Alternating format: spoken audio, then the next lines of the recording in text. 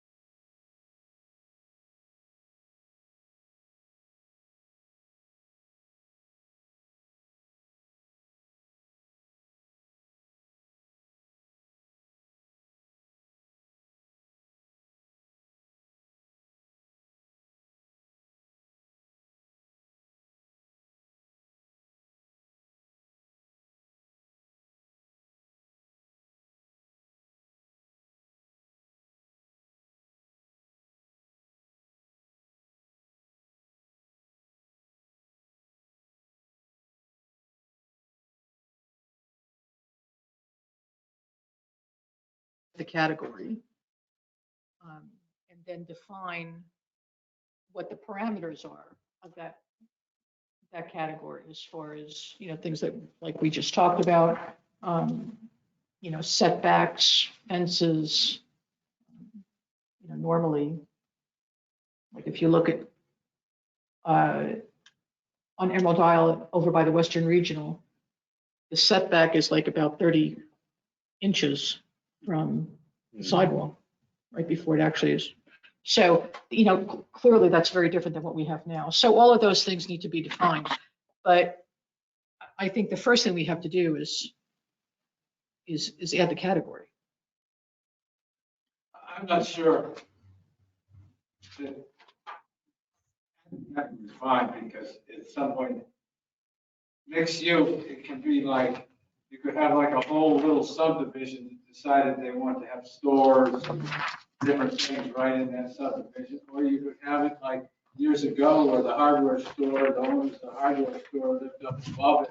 There's a lot of things to be discussed under that. It would depend on, you almost have to wait till you're ready to start developing to, I don't know that anybody would have the vision to decide what it needs to be for our town until property begins to be developed. Well, I think we have to have control of that now, right? So, like, if we look at the current plan that's in the land use plan, what would that be, like an overlay district? What type of mixed use would that be? Because we would, if you look at that, right, there are some areas that had, that was just residential, other areas that were, I guess would be like a B20 type of, so in other words,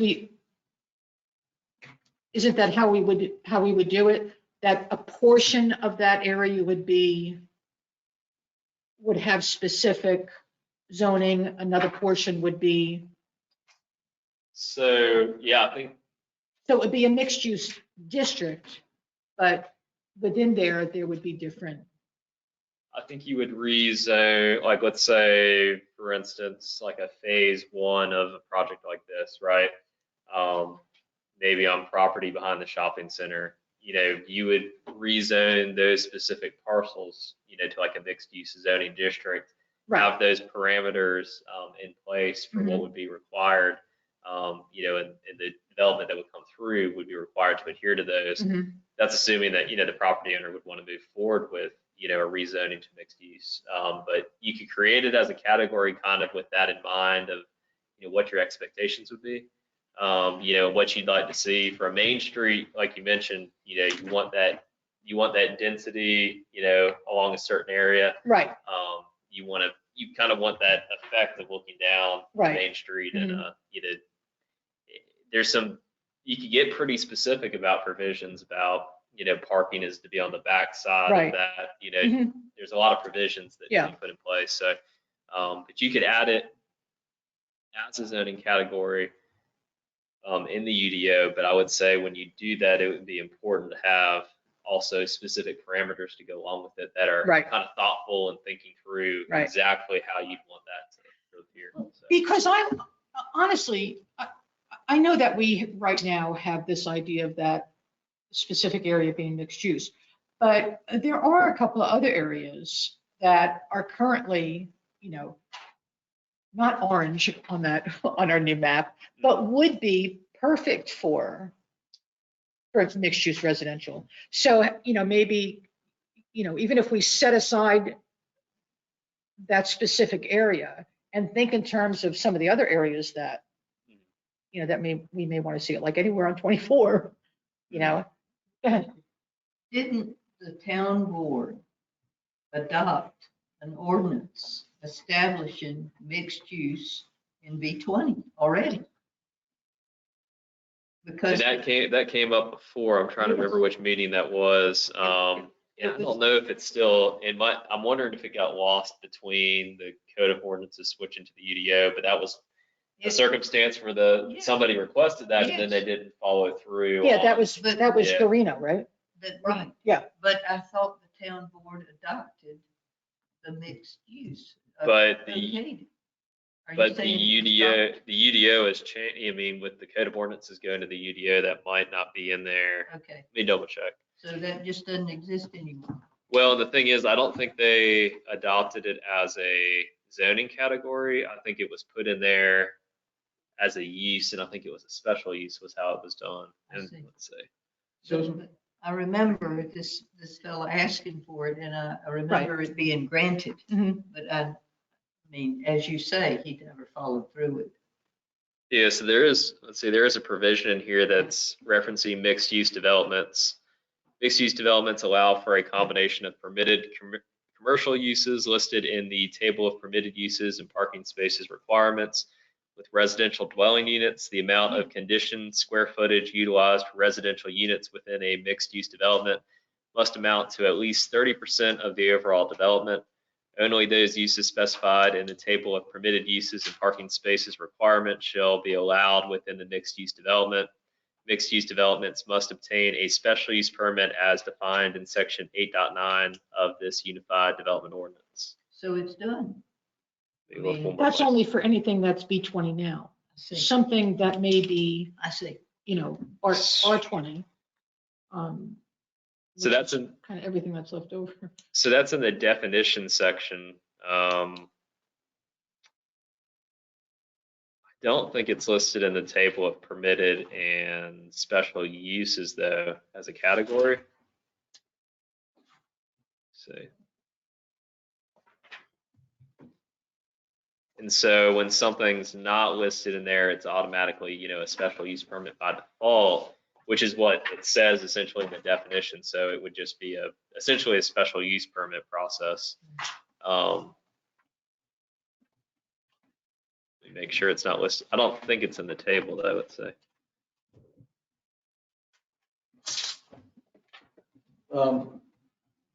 Couple things on this. Add that category to our ordinance. And whenever a rezoning, and if it was, we're going to develop a section in mixed use, it would require a zoning request, which can come from individual property owner, the Board of Commissioners, or the planning board. The request to do that. So if I'm thinking out down the road, it might be, and we need roads in there, and we need sewer in there. It might be when interest comes to do some of that, sit down and try to, it's like urban renewal planning, to try to figure out what, even though there's nothing there, how do you know how to get it right? Or how do you, Planning. Well, you do planning, and it may be when you have interest, you lay it out in a certain way with roads and everything in there, and then you can do something. But until that step is taken, tomorrow somebody might say, well, I want to develop this many acres, and I want to rezone mixed use. And then, I don't know, I've never done this before, and it's almost like a daunting task. So and it's not currently in the table of permitted and special uses. So it would just really be a special use permit by default. And I'll defer to Jonathan, I'll think about that the right way. But I think what I would recommend, in the advantage to going ahead and putting some provisions in place for mixed use developments would be if somebody does come forward with a special use permit request, then the Board of Commissioners has some parameters to work off of and has some direction kind of, right now it'd be kind of difficult to, to stipulate these things because there's no basis for it in the UDO. So I think providing some of that information would definitely be a benefit for something to come along in the future. There is a group that we've been having conversations with about Main Street development. It's a group that goes around to different municipalities. It's a free service, and they can provide those insights to municipalities. That's something I think in the coming months we'll be able to hopefully get them here to provide some insight and feedback. That would be, I think, very useful information to inform some of the things that we would want to make sure are included in whatever goes in the UDO. So I think that's something just kind of on the horizon to consider. So, but if there are, and I think that's where, do we wait for that point in time, or there might be advantages to putting something in place now. But I think ultimately, it might be prudent to hear from some of the prospective, developers who might do something along those lines in terms of, what would they have in mind, or what would, kind of be, what direction would that go,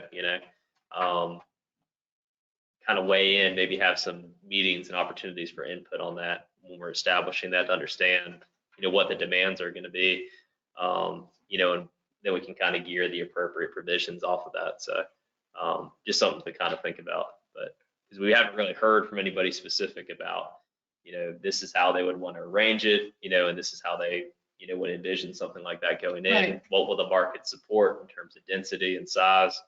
And hopefully that's some insight we might get from that group, in the coming months, would be some specifics on, how would you gear that? And that's a group that's made up by developers and engineers, attorneys, they provide the service throughout North Carolina. So hopefully we'll get some really good insight off of that process. Have you already reached out to them that they? Yes. They know So, we're interested? yes. So I think that's something we're working through logistics on it now, but that'd be a good opportunity to, free service, have them come in and they can kind of talk about, we know a lot of the challenges, obviously, with wastewater, stormwater treatment, infrastructure, but talk about some of these other aspects as well. How do they support themselves? So it's run through, it's like associated with the North Carolina Department of Commerce, and I think they all volunteer their time. And that's a service they provide to kind of invest in communities and infrastructure. So I think it's a good opportunity for us in the coming months to really get some insight from folks who do this all over the state. So excited for that potential, and something that's on the horizon. Yeah, A that's an really good way amazing to resource. yeah. So that's something we're That's great. excited about. But and that should give us some good information to continue this discussion, I think. I think that'd be great, because I really don't know anything about that. We have to show as a town and the boards flexibility in how we can develop these properties when the time comes. And rather than throw a zoning map and says, this is it, so that sounds good to me, that we would pursue it further and educate ourselves a little bit. Yes, and I think it'd be a good opportunity if there are interested property owners, which I believe, there's at least one group of property owners that may be interested in this, have them be a part of that discussion. So everybody's kind of on the same page, and then we can start to brainstorm over, ways that we could bring some of this to fruition. So I just want to make sure that we're not slowing up progress, right? In the event that somebody had some brilliant idea and 10 acres that they wanted to develop for mixed use, if they came to the town with that plan, what would happen at that point? It would be special use. At that point, would we talk about the new zoning category and So right now, how it currently stands, it'd be a special use. It would be a permit. special use So, permit. they would submit a site plan with that, and talk through each of the parameters, but there just wouldn't be that level of specificity in the UDO. If there were specific things we wanted to address, there really wouldn't be those standards in there for the board to work Yeah. off of. So that would Right. just be the Mhm. kind of the trade-off. On kind of an interim basis, I mean, we could look at some other municipalities and how their mixed-use development sections of their UDOs read, Mhm. and maybe formulate, something that at least gets it in our UDO and to provide some of those standards to work off of. Because it's hard to say how long this process might take in total. It's just, there's a lot that is involved in it for sure. And there's a lot of challenges that would have to be addressed to bring something to fruition. But Mhm. there's the potential for it though too. So. Yeah. So the way it stands right now, if somebody did walk in the door with 10 acres and a plan, then if that would be the special use permitting process, then that would really go around the planning board. Because the planning board, right now, the way it reads, we do not look at the specifics, you know, we look at whether or not it complies. Yeah, and adopting that statement of consistency. But that would be, and then the Board of Commissioners would be Mhm. getting into the details of Yeah. this, you know, the site specifics and everything. Yeah, I think the planning board needs to have more input into special use permits because we are representing, you know, the residents of the town as residents of the town. So I think it's important that we, you know, at some point in the very near future, you know, we discuss, you know, how to loop the planning board back in to those kind of things, especially the special use permits. There's got to be a voice somewhere for the town to say, you know, what works, the residents to say what works and what doesn't work. You know, I do think that's the role of the Board of Commissioners currently, the way that it's set out, you know. Having planning board and the Board of Commissioners both weigh in on it would kind of duplicate that Mhm. process in some sense, but I can see the point Yeah. you're making. Well, I think the planning board takes a lot more time on specific, on technical, more technical issues. And the planning board, I mean, the Board of Commissioners pretty much, you know, kind of trusts the recommendation, both from you and from the planning board, that it meets those parameters, right? Because they're voting on 20 different things. Otherwise, what would be the point of the statement of consistency? Yeah. What would, if they're going to go into the details of it anyway, why even write it? I agree with Susan that there's a bigger role for the planning board, just like the discussion we had in stormwater. We just churned that up pretty good tonight, and we've gone back and we're going to do some things. I think that for the special use, it's the same type of thing because those deep technical discussions don't go well on the sitting Board of Commissioners. I sat there for 12 years and we didn't do those things. All of the discussion was down on the planning board. So maybe that's something for an agenda item to look at that special use because it's clearly quite a bit different than the previous way stuff was done. Yeah, yeah. Yeah, I agree. It's probably a good agenda item for another month.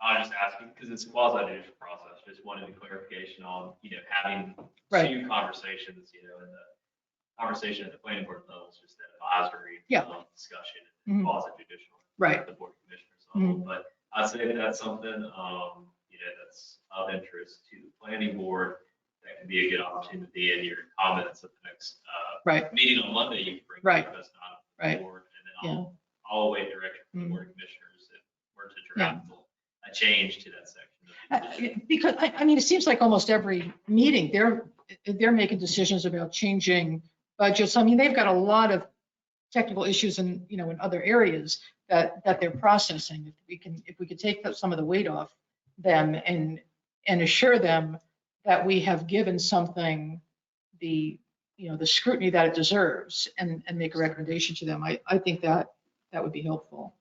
I kind of feel like that's our obligation to them as well. That's what we're appointed to do.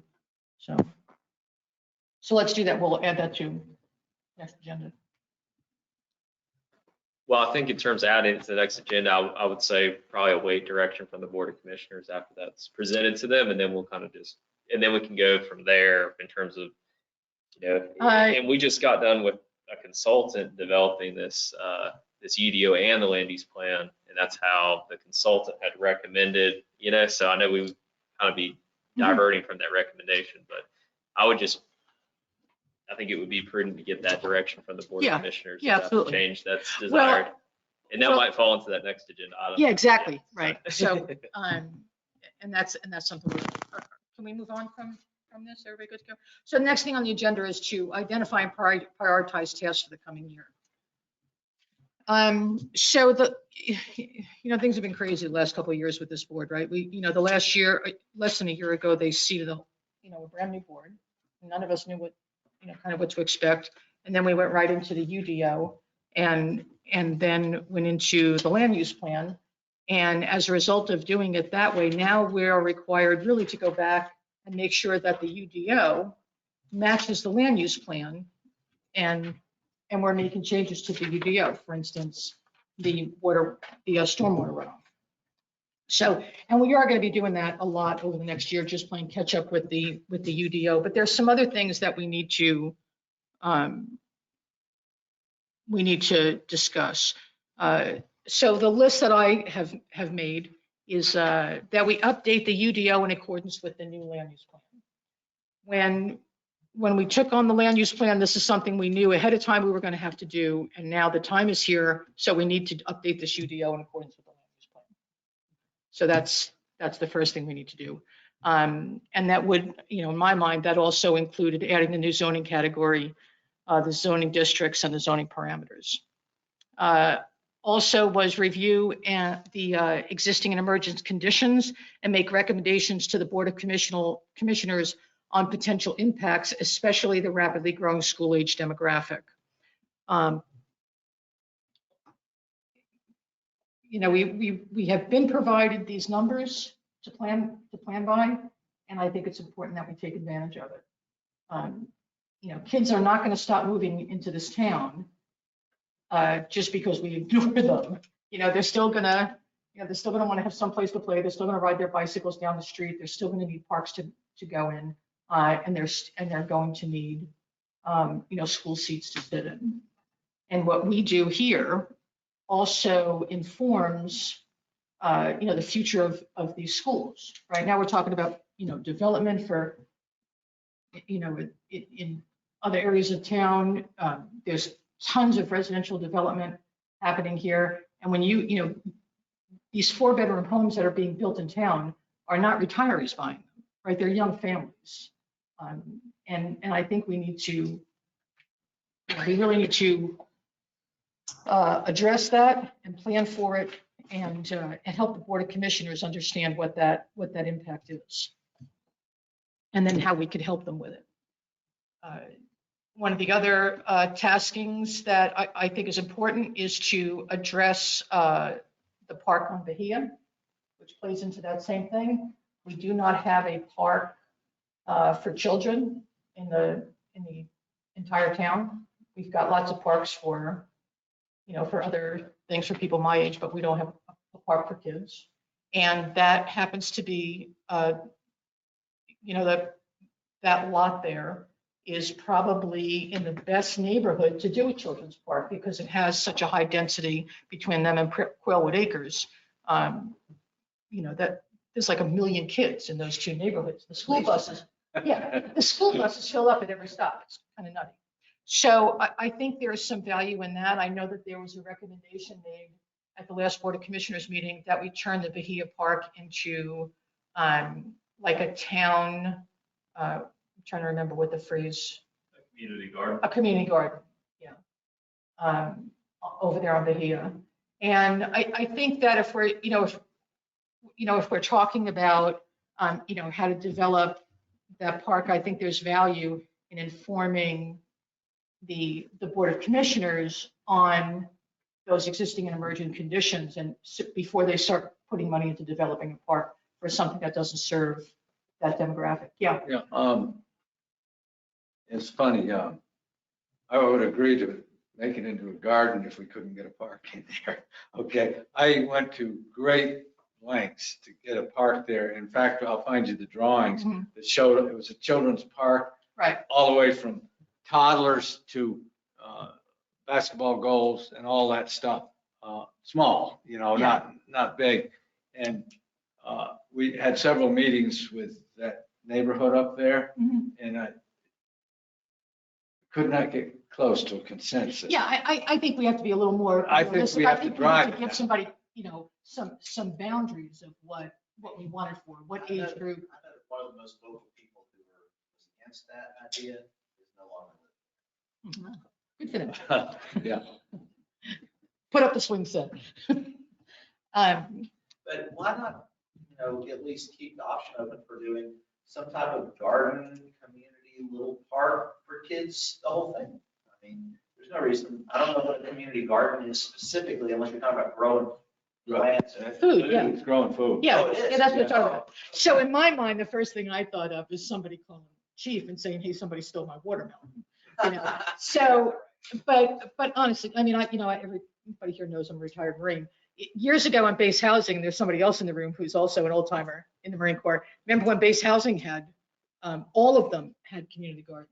Yes. And they put a lot of effort, base housing and organizations there put a lot of effort into making sure that every base had a community garden.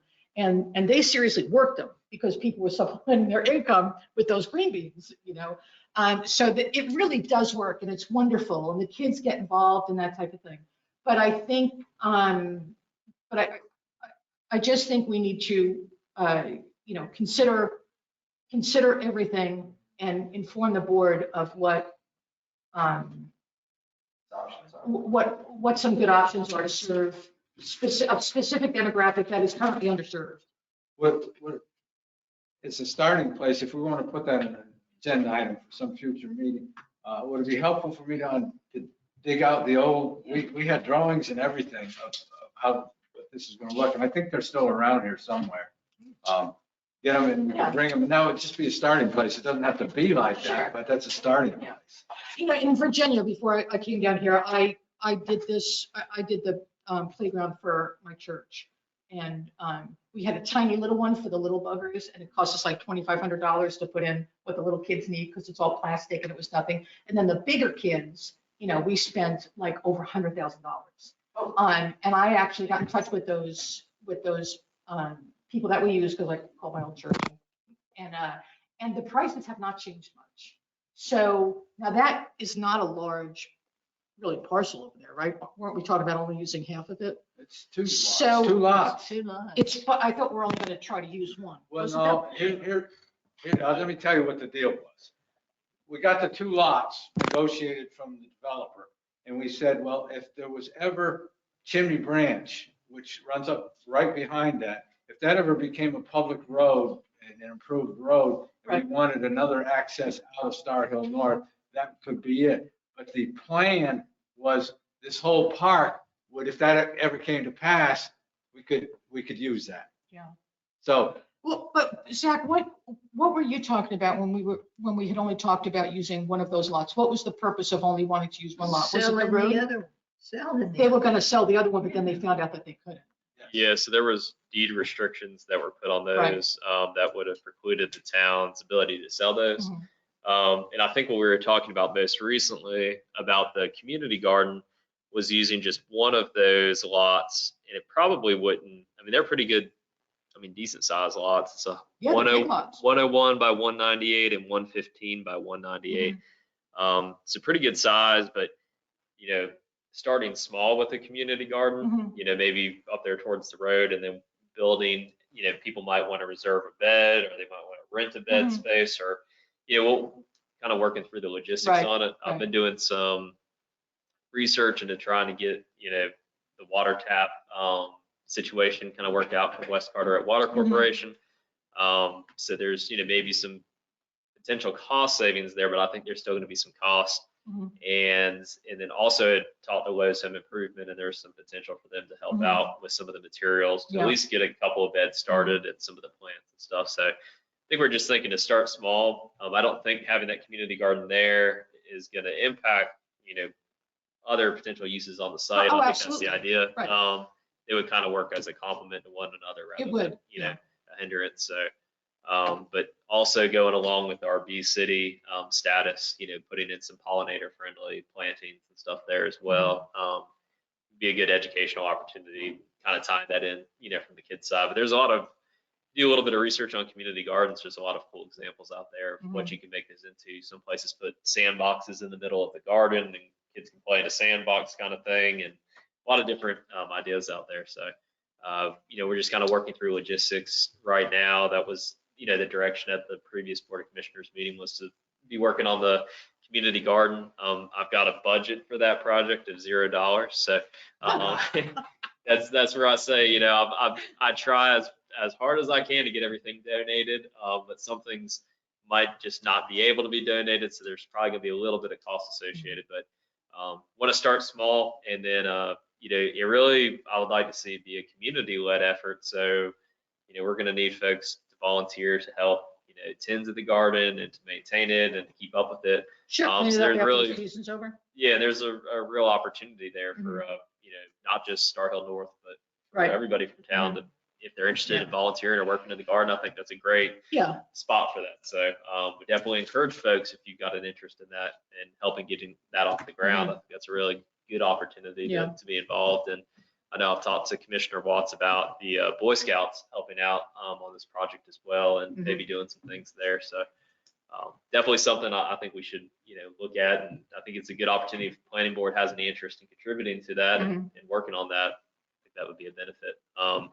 You know, in the playground side, you know, that's not a discussion we've had over the years that, you know, I mean, about, you know, putting the playground in there and providing some, you know, possibilities, but the cost of that is just our biggest hurdle. I mean, and, you know, the cost of playground equipment, and then also the liability component that comes along with that as well.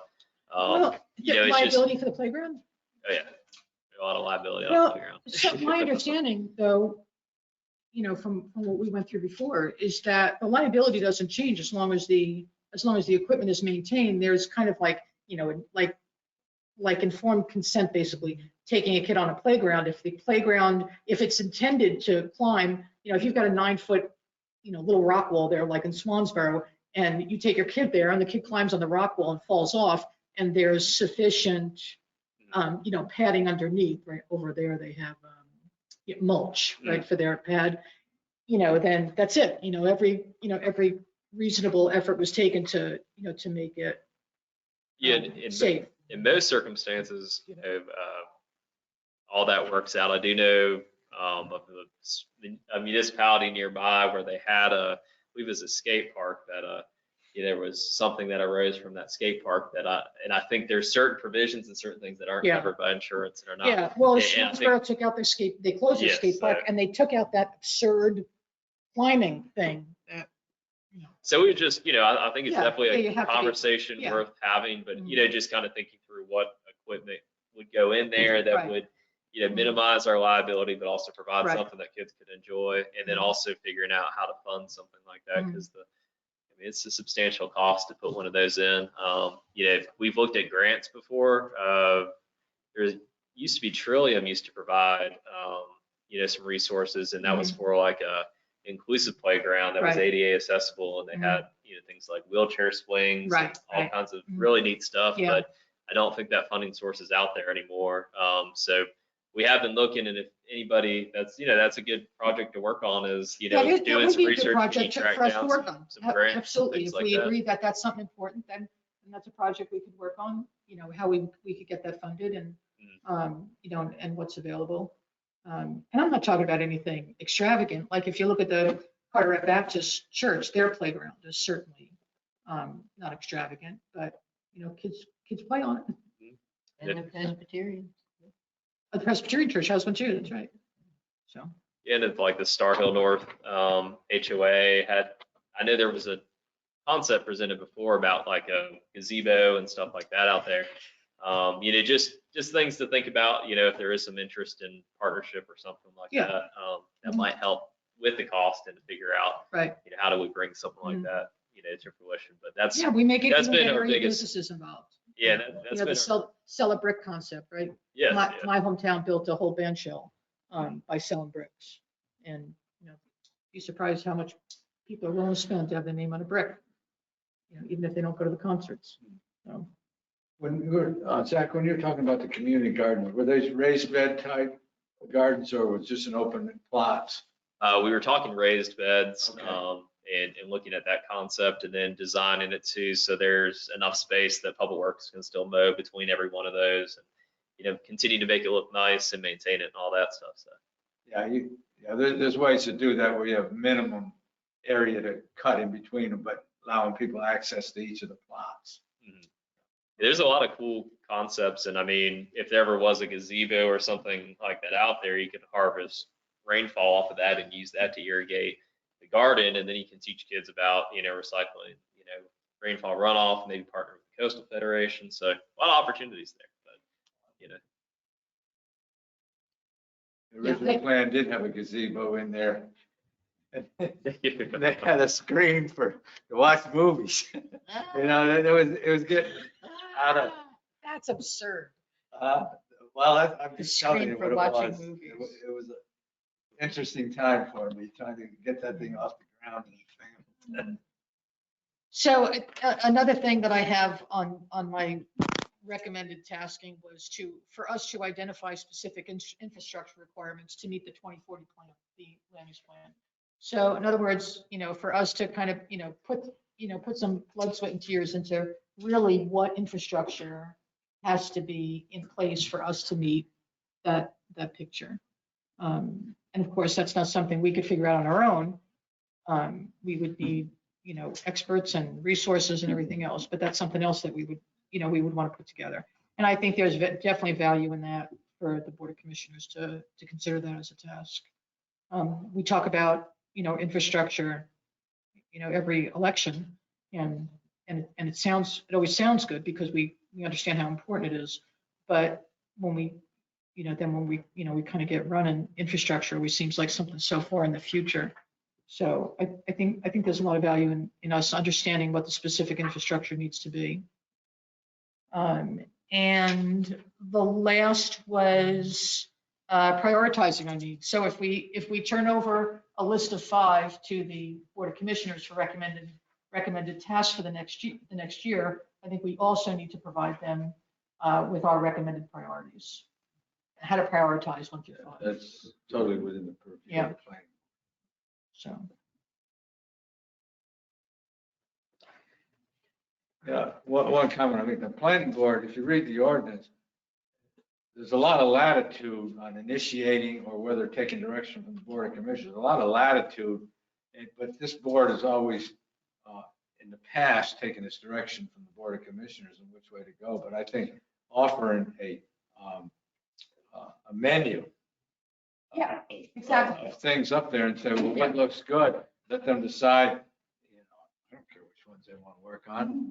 We'll work on the ones that we get, but that would allow us to bring that up to them and say, well, this would be the most important, this would be the least, and prioritize Yeah. those things and get after it. Because the Board of Commissioners may have their own set of tasks that they've prioritized for the coming year. And of course, we don't necessarily know about that. Nobody may know about it.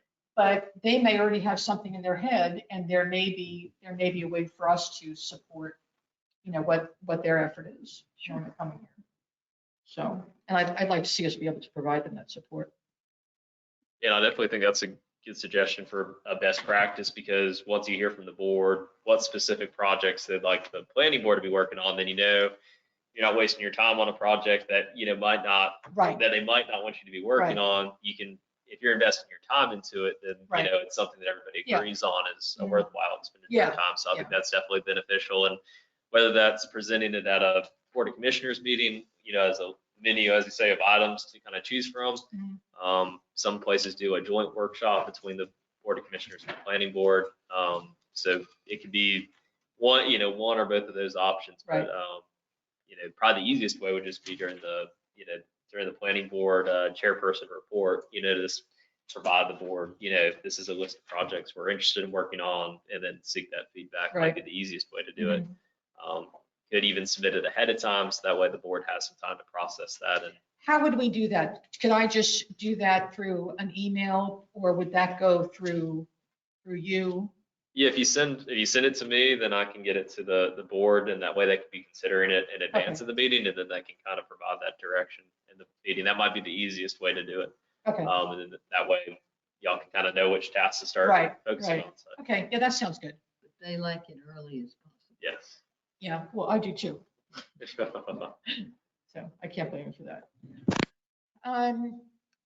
Let me, But one thing, we already covered this earlier of adding that special use permits to something that the planning board should be more involved in than they are now under this current UDO. Is that on your list, Susan? Well, It wasn't that, on that list that you just read. so that falls under what I consider to be the number one priority, and that is updating the UDO in accordance with the new land use plan and making changes to the UDO, recommended changes. Because there was a lot that we were under so much of a time crunch that we really couldn't afford to make, all of these changes that required a lot of discussion and time and research, because we were, kind of pushing through, and we wanted to support, or I personally, I wanted to support Zach on that contract and not hold it up, with my silly questions. So now, I feel like, we provided that support, and now we need to go back to our commitment of, after we were done, now go back and update that UDO and make suggested changes. Yeah. And, Yeah, my experience with updating ordinances, it's a lifelong process. Okay? Yes, yeah. It never stops, and we've done it for years and years and years. If you look in the ordinance, especially that old book, how many changes have been made over the years. So I wouldn't try to eat the whole elephant, but there's some certain things in there that are very important to people. Yeah, I mean, we're talking about one this evening, right? Yeah. With the runoff. Yeah, as it comes up, we should be making changes, but we probably do need to go through and try to give it one good, as much as we could get at one time to get us up to speed. I think it would be valuable. I would just say that like for the special use permit, changing the review process, and that's something substantial enough. I would probably say need to get direction from the Board of Commissioners if they desire that change. That would be a good one to have, even if that's like a recommend, like I know you mentioned recommendations. I would include that on that recommendations list so that they can Yes, consider that. absolutely. That would probably be good. As far as I'm concerned, that's kind of that issue is a standalone issue. Yes. That if they want to hear why we think it's a good idea to maybe review that for changes, we'd be happy to provide that to them. And from that point, it's up to them what they want to do with it. They can ignore it, they can, applaud it, but we're an advisory board, and we just want to be providing good, good advice to them. Yeah, my 2 cents on that particular subject is, yeah, and we're still advisory board, and they can do what they want with it. But you're talking, if you look in the back here where special use permits, they're ubiquitous, okay? They're everywhere.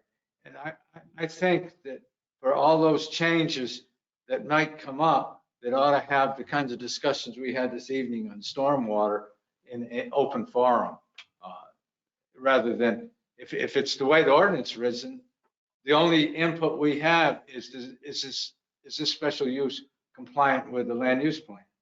That's really it. That's the only thing, only involvement of the planning board in that process. And I ought to think it'd be more, because it's going to be profound change in the town, and the planning board would be totally out of it.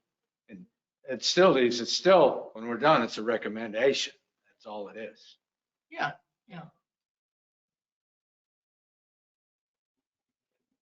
I do want to encourage everybody to go to the 160D and read Article 7. It's only a couple of pages long. You have to read it like 5 times before you start to understand what it is. At least I had to do that. But I do encourage everybody to go ahead to the 160D and read Article 7. That is how to make zoning changes. So just a lot of good information about zoning. So before we come back next month, please go in and read through that. I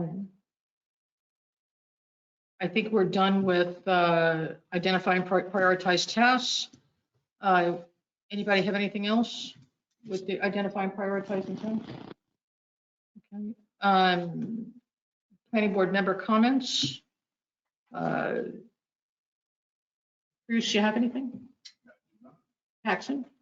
Yes, I have taken on as a cause or a mission on behalf of Carteret Craven Electric Membership Co-op, being aware of and protecting their easements. I think the town is very well aware that they do not enforce protective and restrictive covenants. However, the protective and restrictive covenants tied to recorded subdivision maps are the way most of these easements were imposed. And at the very least, the town should not allow people to put fences on the easements. And I say that for the benefit of the homeowners. If we have a storm or if a transformer goes out and Carteret Craven needs to get to a line to repair it or replace a transformer, and there are fences in the easement, back to back, those horrible looking stockade fences or a chain link fence or whatever kind of fence it is. It's true that the Carteret Craven may take the fence out, but then there's the time element. So people downstream are without power with their refrigerators and freezers thawing their food. And it's just something that the town, I feel, needs to be protective of for the benefit of the citizens because of the electricity that we all depend on. And, you know, I think it's very important. You know, when I see a fence going up and I make a point to say, gosh, let's make sure this isn't in the easement. It just seems to fall on deaf ears. So that's my comment, and that's all. So the UDO requires that people that are putting up a fence get a permit, and that permit has the easements, that their plan has the utility easements marked on it. Are we actually requiring that in the permitting process? Yeah, so it comes down to who has the legal authority to enforce that easement. So if it's in a Carteret Craven electrical utility easement, that's up to Carteret Craven to enforce or to regulate what goes into that. Our practice, if we have something that is clear, so if it meets the setback requirements, like it's a shed, a structure, like there's a structure that's going in there, it's got to meet those setbacks. That usually solves that. It really only comes up with the fences. If we see a fence that is in an electrical utility easement, we do send it along to Carteret Craven Electric, which we're not obligated to do, but we do share in the same concerns about access to the lines after a storm event. It's ultimately up to Carteret Craven Electric, though, whether they allow it to go in there or not. But we do, as a follow-up, we do mention it to the property owner that there is an electrical utility easement here, and we send it to Carteret Craven Electric to inform them that somebody has applied to put it in the utility easement. Beyond that, I don't know that we have the authority to go further than that. You know, if it was our easement as a town, I could see us have authority to have some regulation over it. Sure we do. If we say no fences will be given a permit within a utility easement, that's a town decision. Simple, is it not?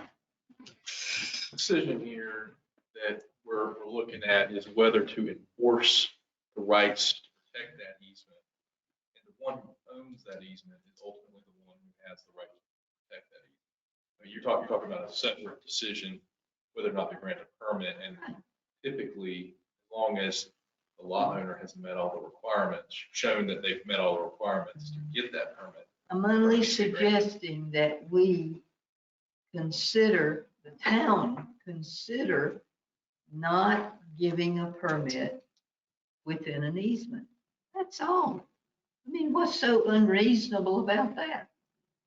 I don't think we could deny a permit on the basis of it being in an easement if it's not our easement to control. We could make it a part of the setback requirement. I think, I mean, an alternate method might be to impose the same rear setback requirements on a fence that might be there for an accessory structure. Perhaps that would achieve the same outcome, but it is, people. Either way, it's going to require some research and effort to to determine what the possibilities are. And at that point, there's no guarantee that there is a Well, possibility. Mike King and I went to a lot of trouble to determine all the recorded subdivision maps in town.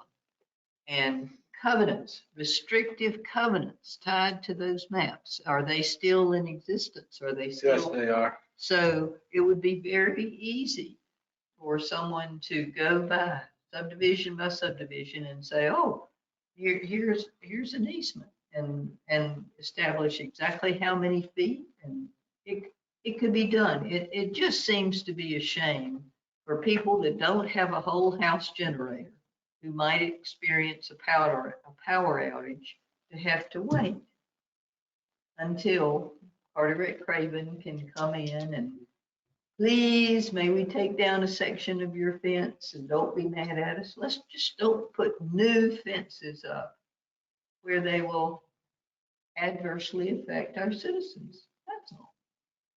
And anyway. I would anticipate significant pushback from certain members of our Board of Commissioners if we restricted what a private property owner can build on their land. Goodness, we have so many Yeah. restrictions about that already. Well, I'm just, I mean, you know, And they're I important. could be wrong, yeah. They're No, oh, well, that was my comment, just to ask. We could help our people by not allowing new fences and utility easements. That's all. That it? Yes, ma'am. Thanks, Thank you. Thank you. Mike, Well, I would just say on that thing, and this is the last thing I'm saying tonight, is that I don't know how big a problem it is. How many, the thing that you brought up is that fence requires a permit. And rather than go out and do stuff, if you have a fence requiring a permit, and it happens to be, that should be done as part of the research. And whether or not you allow them to put it somewhere more restricted because that,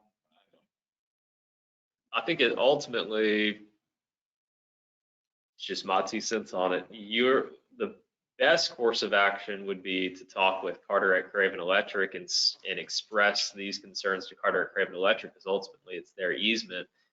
And I can agree with I was here during Florence and saw what it was like during, after Florence and trying to get in there. But ultimately, I think that's more of a conversation with Carteret Craven Electric about, I can't speak for them or speculate, in terms of their thought process on it, but it would seem like they would want to keep that easement free of obstructions. And I think it's probably a conversation expressing that viewpoint about keeping those easements open. Because ultimately, they can say, that it can't go in their easement. And that's where we're trying to loop them in on the conversation so they have ample opportunity to weigh in on it if they're, if they don't want it in their easement. So, because then it's a situation where it's the property owner and Carteret Craven Electric, and they're having that conversation. Right. Because if they put it in the easement and they need to take that fence down after a storm, there's an expectation and an understanding that it's going to come down after a storm to get a utility truck in there to repair, repair the line. So Yeah. I think it's more of a dialogue with Carteret Craven Electric, but we're trying everything on our end to, at least make sure they're in the loop on when we see these things pop up. So. good. Neil? Nothing further, ma'am. So I have quite a few things.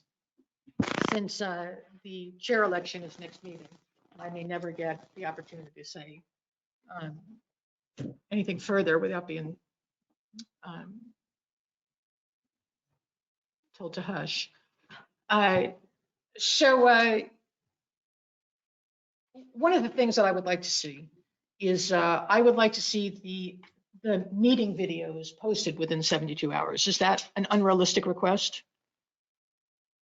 Yeah, we should be able to do that. It's a little bit of a process. It is.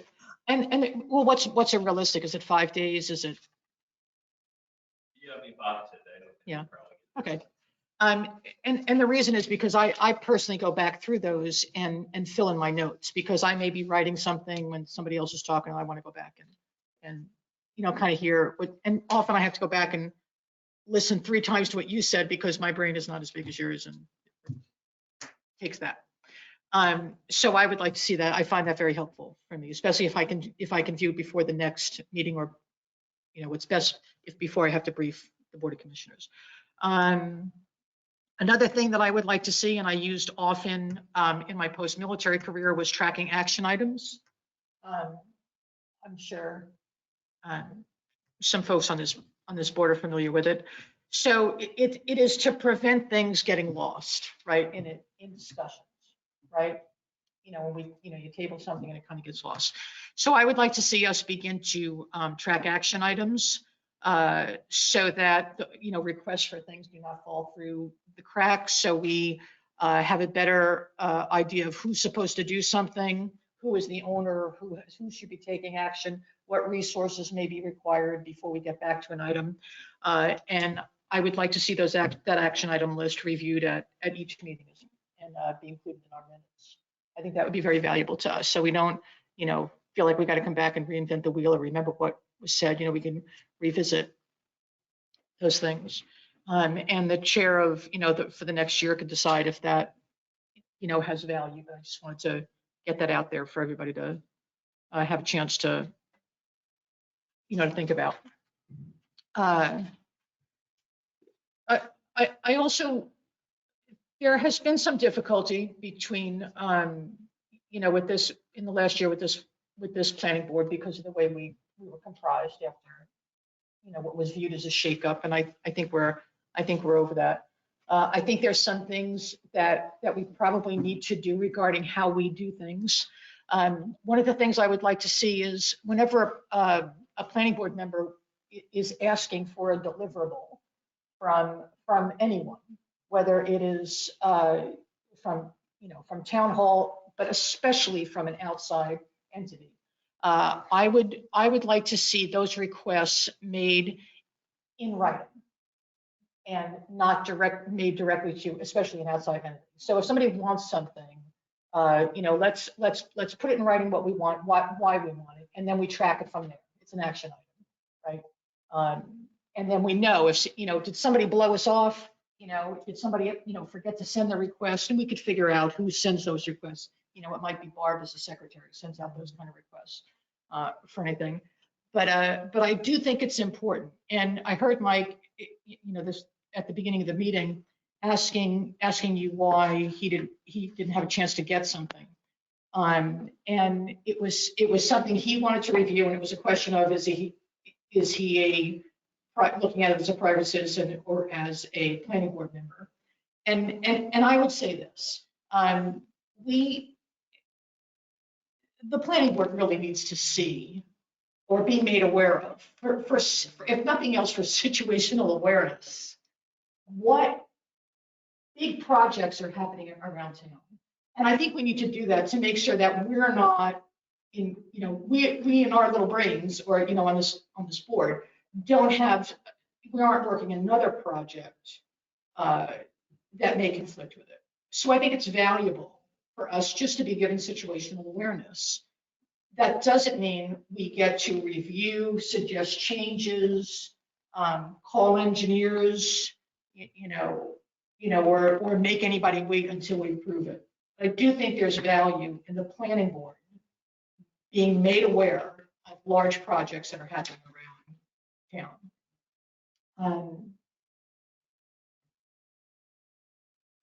And I'll be honest with you. I mean, in my experience at leading an engineering team, not an engineer myself, and leading engineering teams is like a nightmare. But we did engineering and design reviews, went all the way down to our admin assistant, even if she was not expected to make any, to validate engineering calculations, she was at least checking to make sure that the font was consistent, and there was value in that. And I think that the planning board could also provide that same type of value without having the authority to make a change, simply just to be made aware of something. And I think that's all the whining that I have. So I'm done. Anybody else have anything?